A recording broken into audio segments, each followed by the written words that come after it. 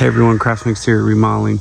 Just popping on here to show a quick example of a cedar column that you've tied in with a new siding system, but also what we're getting a lot of questions on is tying in some cedar porch ceilings. This is a tongue and groove system.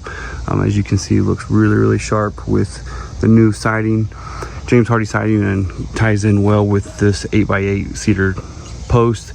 So again, there's ways to bring in those wood tones. That's why we do a full design session, and you can meet with one of our designers on staff to help with that. So again, just want to show a quick example of cedar wood tones bringing into a new siding system in a tongue and groove porch ceiling. Craftsman Exterior Remodeling, please let us know if we can help with any of your exterior needs. Thank you.